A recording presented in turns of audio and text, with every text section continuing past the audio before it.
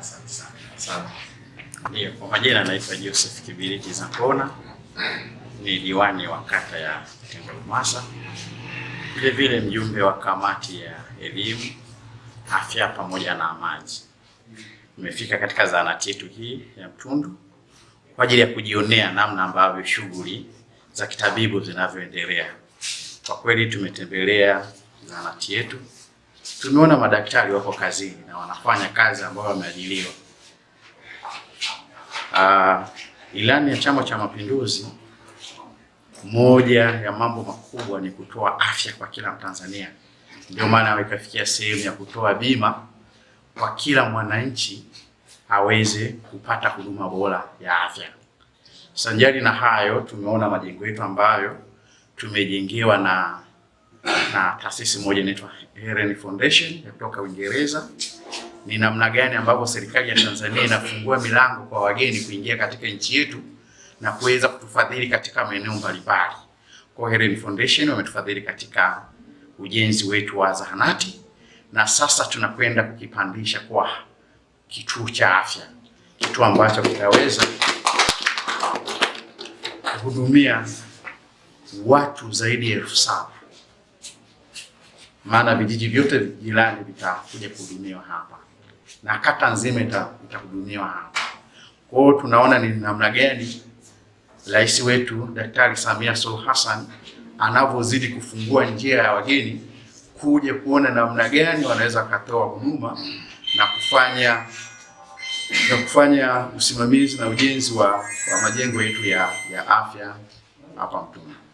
Nadhani mpaka juzi Mheshimiwa mbunge alikuwa kwenye jitihada za mwisho za kukamilisha kuwa kituo cha afya.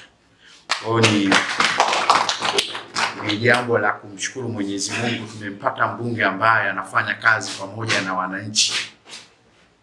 Mara kwa mara anazidi kuniamrisha, nenda wakaangalia wananchi wana changamoto gani.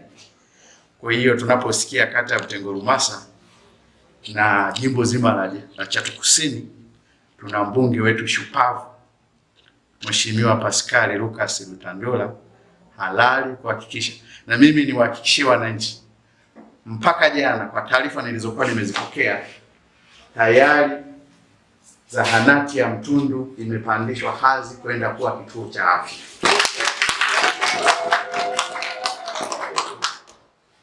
Kwa hiyo na mimi ni jambo la kujipongeza, nilikuwa ni moja ya ahadi zangu kwenye kampeni, zilikuwa ni moja ya ahadi za Mheshimiwa mbunge, na vile ilani ya Chama cha Mapinduzi chini ya Daktari Samia Suluhu Hassan ilikuwa inaelekeza wananchi tuwapelekee tabasamu, wapate huduma iliyo bora.